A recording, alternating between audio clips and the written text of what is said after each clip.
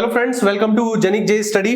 मेरा नाम है अनूप तिवारी और आज फ्रेंड्स जैसा कि मैं आप लोगों को बता रहा था chapter number 3 column and struts का आज लास्ट टॉपिक हम लोग पढ़ने जा रहे हैं। एग्जाम पॉइंट ऑफ व्यू से अगर मैं बात करूं तो इस टॉपिक का नाम है रैंकाइन हाइपोथेसिस फॉर स्ट्रट्स। बहुत बड़ा टॉपिक नहीं है, ठीक है, काफी कन्फाइंड टॉपिक है ये। इससे रिलेटेड फॉर्मूला पूछा जाएगा न्यूमेरिकल, बहुत ही नेग्लिजिबल चांस है कि इससे रिलेटेड न्यूमेरिकल आएगा क्योंकि फॉर्मूला थोड़ा सा कॉम्प्लिकेटेड है, ठीक है। सो अगर आपसे क्वेश्चंस पूछा जाएगा तो वो क्या पूछा जाएगा, इसके फॉर्मूला क्या है, उसका डेरिवेशन मैं आपको करके बता दूंगा। बहुत इजी है, इसका डेरिवेशन एक मैथमेटिकल डेरिवेशन है रेदर देन मैं कहूं कि उसको एक स्ट्रेंथ ऑफ मटेरियल का डेरिवेशन नहीं है, ये एक मैथमेटिकल डेरिवेशन की तरह है, ठीक है। नाउ मैंने आप लोगों को कॉलम एंड स्ट्रट्स में अभी तक जितनी भी चीजें पढ़ाई है, खासकर प्रीवियस लेक्चर में जो मैंने टॉपिक पढ़ाया था इक्विवेलेंट लेंथ का बारे में और यूलर्स फार्मूला के बारे में, वो काफी इंपॉर्टेंट है। अगर उस क्वेश्चन आते हैं कॉलम एंड स्ट्रट्स से तो 90% चांसेस है कि उसी टॉपिक से आएगा। अदरवाइज जो 10% चांस है वो लेक्चर 1 और लेक्चर 3 में मैं जो है चैप्टर नंबर 3 का मैं इसमें कंसीडर कर लूंगा, ठीक है। जितना मैं पढ़ा रहा हूं उससे ज्यादा दिमाग मत लगाइएगा। अगर उसके अलावा भी कहीं और से पूछेगा तो डायरेक्ट गेट का सवाल पूछ देगा, वरना अगर उन लोग खुद से दिमाग से अगर कोई क्वेश्चन देंगे तो इससे ज्यादा तो वो नहीं पूछेंगे, ठीक है। तो चलिए स्टार्ट करते हैं। पहला है रैंकाइन हाइपोथेसिस फॉर स्ट्रट्स, ठीक है। देखिए रैंकाइन हाइपोथेसिस स्ट्रट्स या कॉलम दोनों के लिए डिफाइन होता है और ये एक रिलेशन होता है कंप्रेसिव और यूलर्स लोड का रैंकाइन फॉर्मूले के साथ। चलिए मैं आप लोगों को इसको लिख के बताता हूं एक्चुअली में ये है क्या। देखिए ये जो फॉर्मूला है रैंकाइन हाइपोथेसिस, रैंकाइन हाइपोथेसिस, ये एक रैंकाइन हाइपोथेसिस, ये एक्चुअली में फ्रेंड्स ये एक रिलेशन है, ठीक है। रिलेशन है रैंकाइन्स लोड का with respect to compressive load and Euler's load, ठीक है। ये दोनों, ये हमारे short columns, medium columns and long columns, ये तीनों के लिए एलिजिबल है। मतलब ये जो मैं रिलेशन अभी आप लोगों के सामने लिखने वाला हूं, ये रिलेशन इन तीनों कॉलम्स के लिए, ओके, नो प्रॉब्लम। ये जो हमारा जो रिएक्शन है, ये जो हमारा रिलेशन जो मैं अभी आप लोगों को बताने वाला हूं, ये रिलेशन हमारे ये तीनों टाइप्स के कॉलम्स के लिए एलिजिबल है। तो चलिए मैं आप लोगों को रिलेशन करके बता देता हूं, ठीक है। देखिए हमारे पास एक रिलेशन है बहुत इंपॉर्टेंट, 1/p रैंकाइन, ठीक है, क्योंकि हम रैंकाइन फॉर्मूला करके बारे में पढ़ रहे हैं। 1/p Rankine is equal to 1/p compressive plus 1/p Euler, ठीक है। ये बहुत इंपॉर्टेंट है, ठीक है। अगर इस टॉपिक से क्वेश्चन आता है तो ये रिलेशन आप लोगों को ध्यान रखना है, जहां पे ये जो पी रैंकाइन है ये रैंकाइन लोड की वैल्यू है, ठीक है। पी रैंकाइन मतलब अगर आपको न्यूमेरिकल में पूछ रहा है पी रैंकाइन, ठीक है, तो ये आपका क्या है, रैंकाइन लोड का फॉर्मूला, ठीक है। ये आपका क्या है, रैंकाइन लोड का फॉर्मूला, ठीक है, रैंकाइन लोड फॉर्मूला, ठीक है। दूसरा आपका होता है पी कंप्रेसिव। अब आप लोगों को ये बात तो पता होगा कि जो कंप्रेसिव लोड लगता है किसी कॉलम पर, मैंने उसका रिलेशन बताया था, जो पी कंप्रेसिव होता है, जो कंप्रेसिव लोड होता है उसकी वैल्यू होती है sigma C into cross sectional area, जहां पे सिग्मा सी होता है कंप्रेसिव स्ट्रेंथ और जो आपका एरिया होता है वो क्रॉस सेक्शनल एरिया होता है, ठीक है। मैंने आप लोगों को यह भी बताया कि क्रॉस सेक्शन आपका सर्कुलर हो सकता है, हॉलो सर्कुलर हो सकता है, ट्राइएंगुलर क्रॉस सेक्शन हो सकता है और रेक्टेंगुलर क्रॉस सेक्शन भी हो सकता है, ठीक है। नाउ यहां पर जो हमारा यूलर फॉर्मूला है, ये भी हमने प्रीवियस लेक्चर में देखा था, यूलर फॉर्मूला, पी यूलर मतलब ये यूलर्स लोड है, ठीक है, या फिर इसको क्रिपलिंग लोड भी कहते हैं, यूलर्स और क्रिपलिंग लोड, ठीक है। इसको क्रिपलिंग लोड से भी डिनोट करते हैं या बकलिंग लोड से भी हम डिनोट करते हैं और इसकी वैल्यू कितनी थी, pi square EI upon equivalent length का स्क्वायर, ठीक है। नाउ यहां पर अब जो इंपॉर्टेंट चीज मैं आप लोगों को बताऊंगा, मैंने फर्स्ट लेक्चर में आप लोगों को एक रिलेशन बताया था कि जब हमारा कॉलम शॉर्ट होता है, तो चलिए मैं आप लोगों को यहां पे बता देता हूं शॉर्ट कॉलम्स, अगर मेरा कॉलम शॉर्ट है, ठीक है, शॉर्ट कॉलम के लिए मैंने आप लोगों को बताया था कि जो इफेक्टिव लोड लगता है वहां पे, जो इफेक्टिव लोड लगता है वो कंप्रेसिव लोड लगता है, ठीक है, मैंने आप लोगों को ये बात बताई थी। वो चीज कैसे मैं डिफाइन कर सकता हूं, कैसे जस्टिफाई कर सकता हूं, मैं इस रिलेशन से उस चीज को जस्टिफाई कर सकता हूं। देखिए हमारे पास जो इक्वेशन है 1/p Rankine is equal to 1/p compressive plus 1/p Euler, ठीक है। अगर हमारा लेंथ, शॉर्ट कॉलम का मतलब यह है कि अगर हमारा लेंथ छोटा है, अगर हमारा लेंथ छोटा है तो इक्विवेलेंट लेंथ की वैल्यू भी छोटी होगी। मतलब अगर शॉर्ट कॉलम के लिए LE इज वेरी स्मॉल, अगर हमारा length of the column small है तो जो इक्विवेलेंट लेंथ की भी जो वैल्यू होगी वो इन टर्म्स ऑफ L होती है, चाहे आपकी एंड कंडीशन कुछ भी हो। तो LE की वैल्यू अगर स्मॉल होगी तो अगर आप ध्यान से यूलर्स फॉर्मूला में इसको चेक करेंगे तो यूलर्स फॉर्मूला में pi square EI upon LE square, LE की वैल्यू अगर छोटी होगी, अगर किसी फ्रैक्शन में डिनोमिनेटर की वैल्यू बहुत छोटी होती है तो उस पर्टिकुलर वैल्यू जो यूलर होता है हमारा, वो पर्टिकुलर जो होल वैल्यू होता है उसकी वैल्यू काफी बड़ी हो जाती है। तो शॉर्ट कॉलम के लिए P Euler is significantly large, significantly large, मतलब हमारा शॉर्ट कॉलम्स के लिए जो यूलर्स लोड की वैल्यू होती है वो काफी ज्यादा होती है, ठीक है। अब यहां पे जो रैंकाइन लोड लगेगा, ठीक है, रैंकाइन लोड की वैल्यू अगर मैं देखूं तो PR is equal to 1/PC plus 1/PE, ठीक है। अब अगर PE बहुत ज्यादा है तो उसका रेसिप्रोकल बहुत कम होगा compare to the compressive load, ठीक है। तो यहां पर 1/PE इज इक्विवेलेंट टू 0 या फिर नेग्लिजिबल, इक्विवेलेंट टू 0 या नेग्लिजिबल हो जाता है, जिसकी वजह से हमारा जो रैंकाइन लोड होता है वो कंप्रेसिव लोड के बराबर आ जाता है। और यही चीज मैंने आपसे कहा था कि जो मेन लोड हम कंसीडर करते हैं, जो रैंकाइन लोड हम कंसीडर करते हैं, उसमें जो सिग्निफिकेंट लोड जो होता है वो कंप्रेसिव की वैल्यू होती है, ना कि यूलर्स की, ठीक है। उसी तरह से अगर मैं लॉन्ग कॉलम्स की बात करूं, चलिए थोड़ा उसको भी समझ लेते हैं।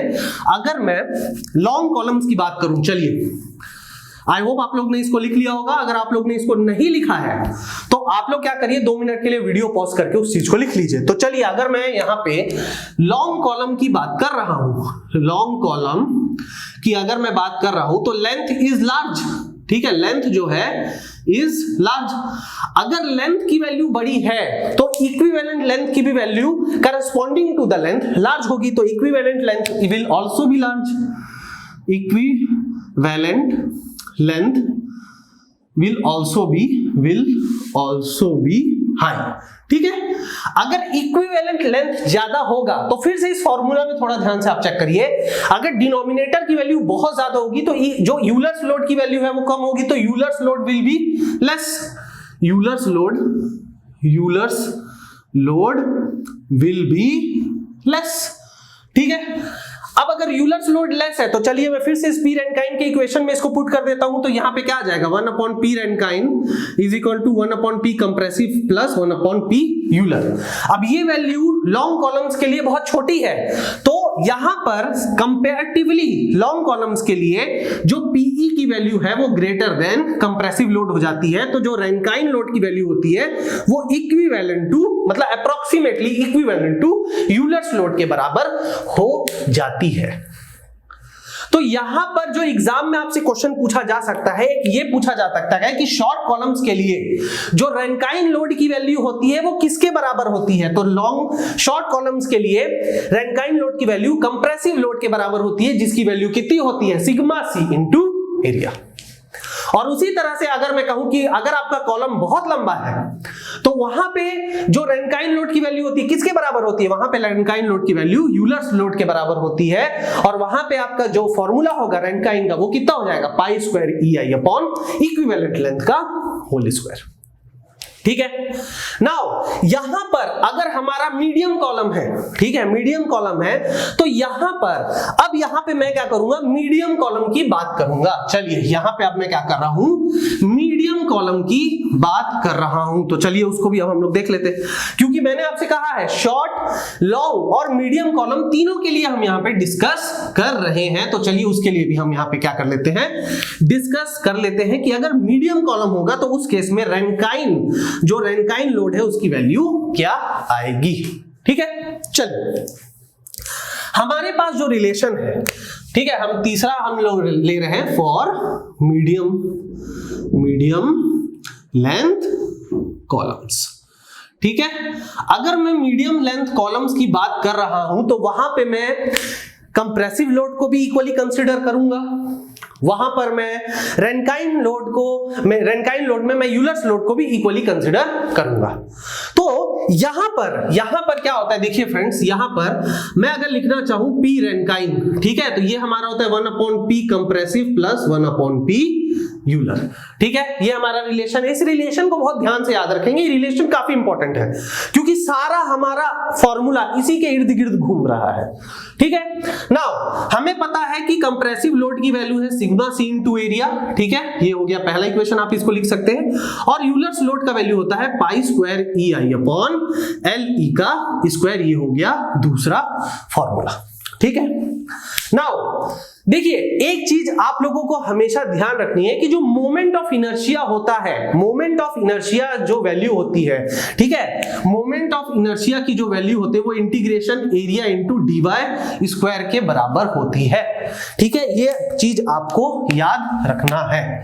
ठीक है, यहां पे ये चीज आपको याद रखना है कि मोमेंट ऑफ इनर्शिया की जो वैल्यू होती है वो area integration of area into dy square के बराबर होती है। अब मान लीजिए कि मैं एक छोटे यूनिट का इंटीग्रेशन करके मुझे एक लार्जर यूनिट चाहिए, तो अगर मैं इसका प्रॉपर इंटीग्रेशन करूं तो ये जो वैल्यू मुझे मिलती है वो मिलती है a स्क्वायर, यानी moment of inertia is equal to cross sectional area. ये देखिए, ये जो मेरे पास रिलेशन आती है a इंटू के स्क्वायर। देखिए ये स्टैंडर्ड नोटेशन होता है मोमेंट ऑफ इनर्शिया को डिनोट करने का। ठीक है, जो सबसे बेसिक चीज जो मोमेंट ऑफ इनर्शिया की सबसे पहले पढ़ाई जाती है वो यही पढ़ाई जाती है कि moment of inertia integral of area into dy मतलब किसी बहुत ही छोटे सेक्शन का अगर हम लोग डिस्टेंस ले रहे हैं, उस प्लेन का डिस्टेंस ले रहे हैं कुछ पर्टिकुलर दूरी से, तो वो dy होती है और इंटीग्रेट करने के बाद वो कुछ इस टाइप की वैल्यू हमें देती है, जहां पर जो a होता है हमारा वो होता है क्रॉस सेक्शनल एरिया। ये होता है हमारा क्रॉस सेक्शनल एरिया। अब यहां पे अगर मैं क्रॉस सेक्शनल एरिया की बात कर रहा हूं तो क्रॉस सेक्शनल एरिया किसका होगा, यहां पे क्रॉस सेक्शनल एरिया होगा कॉलम का। ठीक है, तो ये हो जाएगा cross sectional area of column. ठीक है, आपको यहां इस टॉपिक के बेसिस पर मैं समझा रहा हूं। और दूसरा चीज जो आपका K होता है वो होता है रेडियस ऑफ गायरेशन। यही होता है हमारा रेडियस ऑफ गायरेशन। ठीक है, तो आपको क्या ध्यान रखना है, आपको ये रिलेशन ध्यान रखना है, खासकर ये वाला रिलेशन आपको ध्यान रखना है, that moment of inertia is equal to area into radius of gyration का स्क्वायर। होल स्क्वायर मत कर दीजिएगा, रेडियस ऑफ गायरेशन का स्क्वायर। ठीक है, अब देखिए यहां पे अगर आप ऐसा यूनिट को भी मैच करना चाहे तो एरिया का क्या होता है, अगर आप, मैंने आपको कहा है कि आप किसी भी फॉर्मूला का सिग्निफिकेंस चेक कर सकते हैं उसके ऐसा यूनिट्स को मैच करके। ठीक है, जरूरी नहीं है कि ऐसा यूनिट मैच हो तो फॉर्मूला सही ही होगा, बट यहां पर अगर आपको लग रहा है कि कुछ गड़बड़ है, ठीक है, तो आप एक बार क्या करिए, ऐसा यूनिट को हमेशा चेक कर लिया करिए। तो ऐसा यूनिट देखिए, एरिया का क्या होता है, एरिया का होता है मीटर स्क्वायर, और रेडियस ऑफ गायरेशन का यूनिट होता है मीटर। तो यहां पे क्या होगा, मीटर स्क्वायर, तो ये क्या हो जाएगा, रेडियस ऑफ गायरेशन के स्क्वायर का क्या हो जाएगा, मीटर स्क्वायर, और मोमेंट ऑफ इनर्शिया का क्या हो जाएगा, metre square into metre square is equal to metre to the power 4, जो कि एक्चुअली में मोमेंट ऑफ इनर्शिया का ऐसा यूनिट होता है। Genic Prime is the new features by Genic Education where you will get 450 plus video series questions explanation, Prime Facebook group for doubt solving, assignments, live sessions and many more. If you are interested then visit website and join quickly. For any query call on 9837933283. ठीक है, now यहां पर अब मैं क्या कर रहा हूं, यहां पर मैं ये जो रैनकाइन फॉर्मूला उस फॉर्मूला में यहां पे अगर मैं यूलर्स फॉर्मूला का अगर मैं वैल्यू लिखना चाहूं Pe की वैल्यू क्या हो जाएगी, pi square E a k square upon LE का स्क्वायर। ठीक है, आप इस फॉर्मूला को भी यूज कर सकते हैं। ठीक है, मैंने क्या किया, बस मोमेंट ऑफ इनर्शिया का फॉर्मूला लिख दिया। ठीक है, और मैं इसको लिख दे रहा हूं, मान लीजिए इक्वेशन नंबर, इसको मैं मान लेता हूं इक्वेशन नंबर 2। ठीक है, ओके, मैंने इसको कंसीडर कर लिया इक्वेशन नंबर 2। अब मैं क्या करूंगा, इक्वेशन 1 और इक्वेशन 2 की वैल्यू को इस जो मेन इक्वेशन है रैनकाइन्स हाइपोथेटिकल इक्वेशन जो है उसमें जब मैं इसको पुट करूंगा तो देखिए इसकी वैल्यू क्या आएगी, 1 upon P Rankine is equal to 1 upon sigma C into area plus ये हो जाएगा 1 upon pi square E A L square, sorry K square upon L E का स्क्वायर। ठीक है ना, यहां से मैं क्या कर रहा हूं, एरिया को कॉमन ले रहा हूं। अब मैं क्या कर रहा हूं, एरिया को कॉमन लेके इसको क्या कर रहा हूं, लेफ्ट हैंड साइड को ट्रांसफर कर दे रहा हूं। तो ये हो गया area upon P Rankine is equal to 1 upon sigma C plus 1 upon pi square E K upon L E का होल स्क्वायर। ठीक है, यहां पे मैंने कुछ नहीं किया, के square upon L E square है तो दोनों को कॉमन करके स्क्वायर मैंने लिख दिया। आप इसको ओपन करेंगे तो सेम वैल्यू आएगी। अब मैं क्या कर रहा हूं, अब मैं इस पूरे वैल्यू को रेसिप्रोकल कर दे रहा हूं। ठीक है, तो ये मैं क्या कर दिया, इस पूरे वैल्यू को रेसिप्रोकल कर दिया, यानी कि P Rankine upon A is equal to 1 upon, ये पूरा रेसिप्रोकल होगा 1 upon sigma C plus L E square by K, ये रुक जाइए, इस टाइप से ना लिख के मैं इसको थोड़ा सा इजी कर देता हूं। ये आपका हो जाएगी L E square upon pi square E K square. चलिए, इस टाइप से मैंने इसे लिख दिया। ओके, अब यहां पर मैं क्या कर रहा हूं, दोनों साइड मतलब जो राइट हैंड साइड में दोनों साइड सिग्मा सी से मल्टीप्लाई कर रहा हूं। ठीक है, multiplying sigma C both in numerator, ठीक है, इन न्यूमरेटर एंड डिनोमिनेटर, ठीक है, डिनोमिनेटर एट RHS। देखिए, अगर मैं कह रहा हूं x is equal to 2y, मान लीजिए कि मैं यहां पे एक रिलेशन कहता हूं x is equal to 2y, इसको अगर मैं 2/2 से मल्टीप्लाई और डिवाइड कर दूं तो भी बात क्या हो जाएगी, बात तो बराबर हो जाएगी। मतलब कोई भी जो कांस्टेंट है उससे मैं मल्टीप्लाई कर दूं और डिवाइड भी कर दूं तो बात बराबर हो जाएगी। तो यहां पर मैं जब सिग्मा सी से इसको मल्टीप्लाई करूंगा तो देखिए इसकी वैल्यू क्या आ जाएगी। आई होप आप लोग ने इसको नोट डाउन कर लिया होगा, इसकी वैल्यू आ जाएगी, चलिए इसको भी मैं बता देता हूं।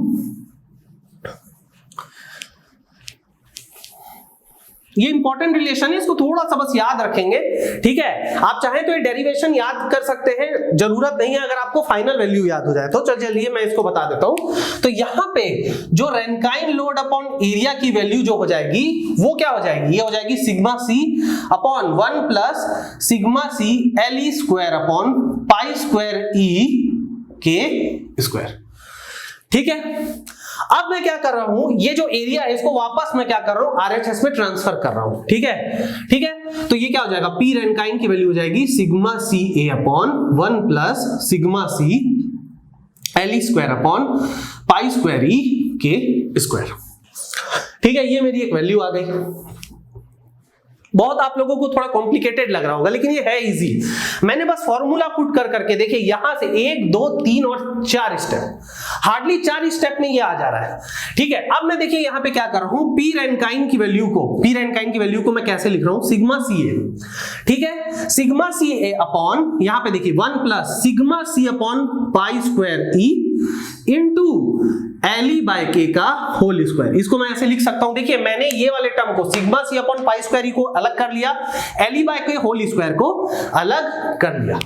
ठीक है ना, अगर आप इस इक्वेशन को ध्यान से देखेंगे, तो सिग्मा सी इंटू एरिया की वैल्यू क्या होती है, सिग्मा सी इंटू एरिया की वैल्यू होती है क्रशिंग लोड की वैल्यू होती है। ठीक है, तो और ये जो एल ई अपॉन के है, एल ई अपॉन के को ही अपन लोग क्या कहते हैं, ठीक है, एल ई अपॉन के को ही हम कहते हैं स्लेंडरनेस रेशियो, जो कि मैंने आप लोगों को लेक्चर नंबर 1 में बताया था। हालांकि मैंने इसकी वैल्यू आपको बकलिंग फैक्टर से बताई थी, लेकिन यहां पे इसको स्लेंडरनेस रेशियो से ही हम कंसीडर करेंगे। ठीक है, नाउ ये जो स्लेंडरनेस रेशियो है, अब देखिए यहां पर मैं इस पी रैनकाइन की वैल्यू क्या लिख रहा हूं, मैं लिख रहा हूं sigma C A upon 1 plus alpha into slenderness ratio का स्क्वायर। ठीक है, ये रहा मेरा रिलेशन, ये रहा मेरा मेन रिलेशन पी रैनकाइन का फॉर मीडियम कॉलम्स। ठीक है, अब देखिए यहां पे हुआ क्या है, यहां पे हुआ क्या, मैं आप लोगों को थोड़ा रिवाइज करा देता हूं ताकि आप लोगों को थोड़ा समझ में आए। अचानक से आप सोचेंगे अल्फा कैसे आ गया। देखिए यहां पे अगर आप दोनों, ये देखिए मैंने इसी इक्वेशन को सिंप्लीफाई करके कुछ इस टाइप से लिख दिया। देखिए मेरे पास दो इक्वेशन है, एक ये वाला इक्वेशन है, ठीक है, और इसको मैंने सिंप्लीफाई किया, इसको मैंने सिंप्लीफाई किया और यहां पे मैंने इस इक्वेशन को लिख दिया। ठीक है, अब यहां पे अगर आप लोग थोड़ा चेक करेंगे तो अल्फा जो होता है, अल्फा की वैल्यू क्या है, sigma C upon pi square E, यही तो है अल्फा की वैल्यू अगर आप लोग ध्यान से चेक करेंगे तो। और ये जो वैल्यू होती है ये कांस्टेंट वैल्यू होती है, इसी को हम कहते हैं रैनकाइन्स कांस्टेंट, इसी को हम क्या कहते हैं, रैनकाइन्स कांस्टेंट। ठीक है, एग्जाम में अगर आप लोगों से बोलेगा कि रैनकाइन कांस्टेंट की वैल्यू क्या होती है तो ये होती है, इसे ध्यान रखना है। ठीक है, कॉम्पिटिटिव पॉइंट ऑफ व्यू से क्या इंपॉर्टेंट हो गया, अल्फा की वैल्यू यानी रैनकाइन्स कांस्टेंट की वैल्यू। ठीक है, दूसरा आपके पास ये जो स्लेंडरनेस रेशियो है, जो ये स्लेंडरनेस रेशियो है ये क्या हो गया, एल बाय के का ये जो रेशियो है, ठीक है, इसी को हम क्या कहते हैं, स्लेंडरनेस रेशियो, और यही हमारा इस फॉर्मूला में यूज हुआ है। तो हमारा जो Rankine hypothesis for struts and column था वो यहां आके कंप्लीट होता है और ये चैप्टर भी यहां आके कंप्लीट होता है। बट यहां पे मैं एक दो चीजें और बताना चाहूंगा कि यहां पे जो मैंने रेडियस ऑफ गायरेशन के की जो वैल्यू लिखी है इसके बारे में भी हम थोड़ा सा सीख सकते हैं। ठीक है, चलिए इसके बारे में मैं थोड़ा सा बता देता हूं, इसके बारे में भी थोड़ा सा सीख लीजिए। ओके, चलिए ये फॉर्मूला ध्यान रखेंगे, रैनकाइन्स कांस्टेंट की वैल्यू ध्यान रखेंगे और स्लेंडरनेस रेशियो का भी ध्यान रखेंगे।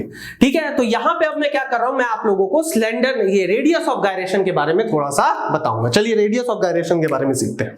ओके, चलिए यहां पे अब हम लोग सीखते हैं रेडियस ऑफ गायरेशन के बारे में, radius of gyration.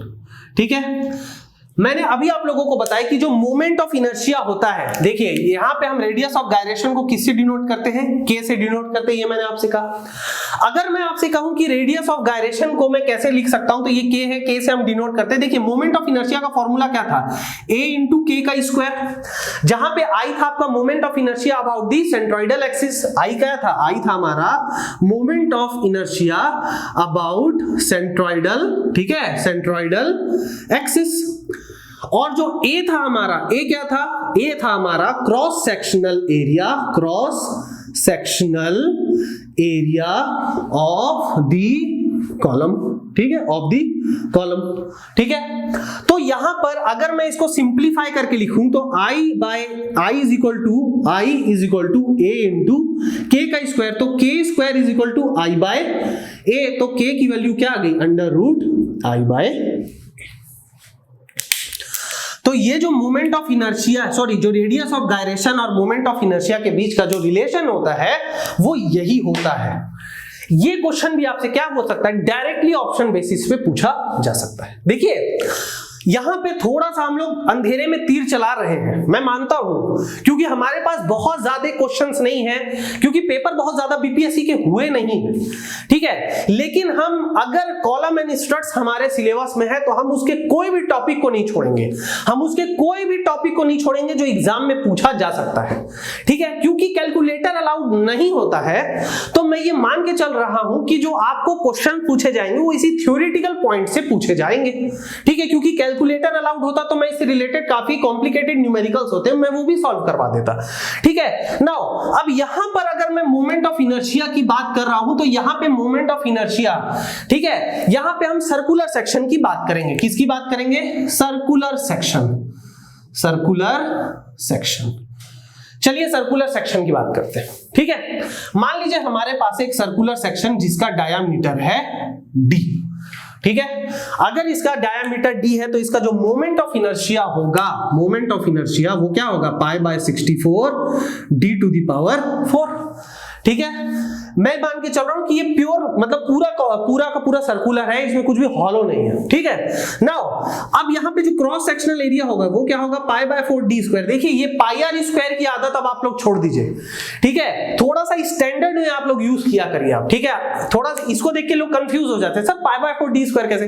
Pi are square को ही पाई बाय 4 डी स्क्वायर लिख सकते हैं, क्योंकि जो रेडियस होता है वो हाफ डायमीटर के बराबर होता है। तो अगर आप रेडियस की जगह हाफ डायमीटर की वैल्यू पुट करेंगे तो पाई बाय 4 डी स्क्वायर की वैल्यू आ जाएगी, ठीक है। नाउ अगर मैं यहां पे k की वैल्यू देखूं तो k स्क्वायर की वैल्यू क्या होगी, i बाई a। तो ये क्या हो गया, pi by 64 d to the power 4 by pi by 4 d square. तो ये देखिए ये कट गया, ये हो गया स्क्वायर, पाई से पाई कैंसिल, ये हो गया 16, तो ये हो गया d स्क्वायर बाय 16, ये k स्क्वायर के बराबर।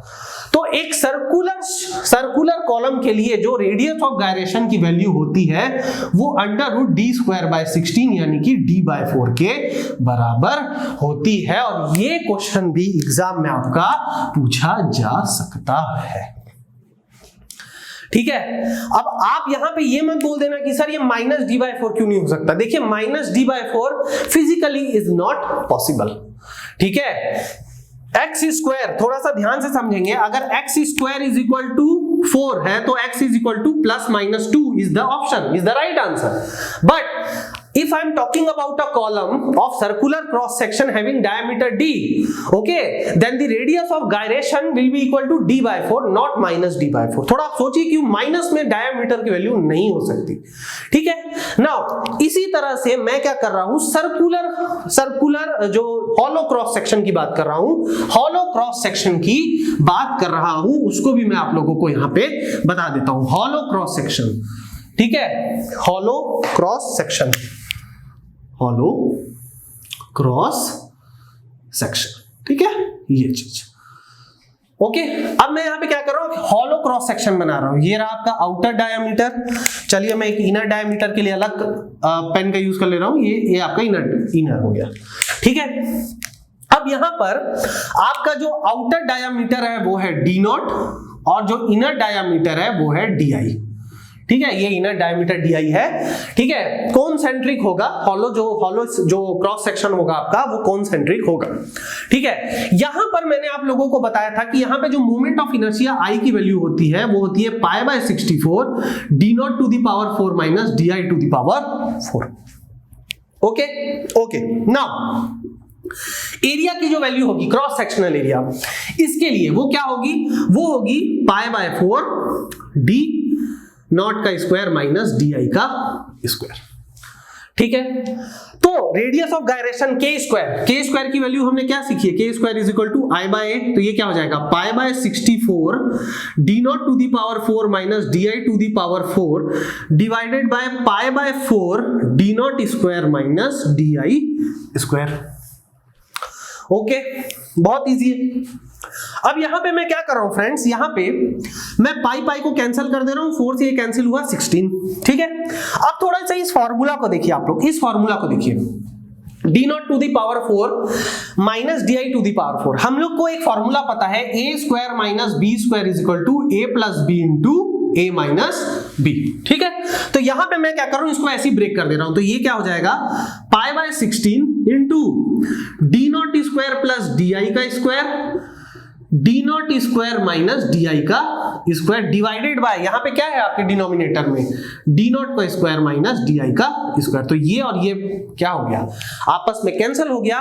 तो जो के स्क्वायर की वैल्यू आई, के स्क्वायर ये आपकी I pi by 16 D nought square plus D I का स्क्वायर, ठीक है। तो आपके रेडियस ऑफ गायरेशन की वैल्यू यहां से क्या आ गई, under root pi by 16 D nought square plus D I का स्क्वायर। और ये भी रिलेशन काफी इंपॉर्टेंट है जो आपको ध्यान में रखना पड़ेगा, ठीक है। ये रिलेशन आपको ध्यान में रखना पड़ेगा। और अब जाके मैं ये सेटिस्फैक्टरी कह सकता हूं कि जो आपके कॉलम एंड स्ट्रट्स का जो सिलेबस है वो यहां पे खत्म होता है। देखिए मैं मानता हूं कि आप लोगों को यहां पे बहुत सारे फॉर्मूला, बहुत सारे रिलेशन को याद रखना पड़ रहा है, पर मैं हमेशा से आप लोगों को यह भी बात कहता हूं कि आप लोग जिस पोस्ट के लिए अप्लाई कर रहे हैं वो असिस्टेंट इंजीनियर की पोस्ट है, स्टेट गवर्नमेंट जॉब की पोस्ट है, 5400 ग्रेड पे की पोस्ट है, वो ऐसे नहीं मिलेगी, वो मेहनत करके ही मिलेगी। और जो मैं पढ़ा रहा हूं 26 लेक्चर ईएम, 30 से 32 लेक्चर हो सकता है कि आपके मॉस के जाएं। तो यहां से तो मैं आप लोगों को एक चीज बता सकता हूं, जो प्लेलिस्ट में मेरे वीडियोस जा रहे हैं फ्री के, जो हम सीटीक्यू यानी कॉन्सेप्ट थ्रू क्वेश्चंस करवा रहे हैं, बीडब्ल्यू का मुकेश सर करवा रहे हैं, ऐसी तैयारी आपको और कहीं नहीं मिलेगी। इस बात की तो बिल्कुल आप फुल ऑन गारंटी मान के चलिए, ठीक है। देखिए, मैं Mukesh sir, we were also eligible, I am 26 years old, Mukesh sir is 26 years old, we both were eligible for the BPSC form, but हमने वो फॉर्म नहीं भरा because we don't wanted to waste a seat. मैं नहीं कह रहा कि हम सेलेक्ट हो जाते, we are not so intelligent, हम लोग नहीं इतने इंटेलिजेंट, बट अगर मैं आप लोगों को कोई चीज पढ़ाना चाहता हूं तो उसके लिए ये जरूरी है कि मैं वो चीज के बारे में उस फॉर्म को ना भरूं, ताकि मैं अपना 100% आपको दे सकूं, ठीक है। ओके, चलिए, तो यहां पर आप लोगों का रैंकाइन हाइपोथेसिस फॉर स्ट्रट्स खत्म होता है कॉन्सेप्ट। आप लोगों को यहां पे रेडियस ऑफ गायरेशन, देखिए रेडियस ऑफ गायरेशन की जो वैल्यू पूछेगी हॉलो या फिर सर्कुलर के लिए, ठीक है, सॉलिड सर्कुलर के लिए ही पूछेगा और अलग से नहीं पूछेगा, ठीक है। नाउ वैसे आप अलग से कैलकुलेट कर भी सकते हैं, आप चाहे तो ट्रायंगुलर के लिए बहुत इजी है, ट्रायंगुलर के लिए और आपका इसके लिए देखिए रेडियस ऑफ गायरेशन सर्कुलर के लिए बॉडी के लिए डिफाइन किया जाता है, तो आपको यही दोनों के लिए पूछेगा, ठीक है। सो यहां पे अब आपका जो कॉलम एंड स्ट्रट्स है वो खत्म होता है। नाउ अब जो नेक्स्ट टॉपिक हम स्टार्ट करेंगे वो बहुत इंपॉर्टेंट टॉपिक है, वो है shear force and bending moment diagram. Very very important, very very important. अगर वो चीज आप लोगों को ध्यान समझ में नहीं आएगा तो फिर बहुत मुश्किल हो जाएगा आगे की चीजों को समझना। मैं पूरी कोशिश करूंगा कि वो चीज आप लोगों को आराम से समझ में आ जाए, ठीक है। तो इसको यहां पे फिनिश करते हैं, नेक्स्ट लेक्चर में हम फिर से मिलेंगे। अगर आप लोगों को हमारा ये काम अच्छा लग रहा है तो हमारे चैनल को लाइक करें, शेयर करें, सब्सक्राइब करें, मेरे वीडियोस को दूर दूर तक पहुंचाएं, ताकि जो लोग हैं जो अफोर्ड नहीं कर सकते पैसा देकर खरीदना, ठीक है, जो पैसा देकर खरीदना अफोर्ड नहीं कर सकते हैं बीपीएससी और स्टेट लेवल ए की तैयारी के लिए, वो कम से कम मेरे वीडियो को देख के फायदा उठा सके, ठीक है। ओके फ्रेंड्स, तो फिर नेक्स्ट लेक्चर में हम मिलेंगे इसी के साथ। तब तक के लिए friends take care, thank you so much.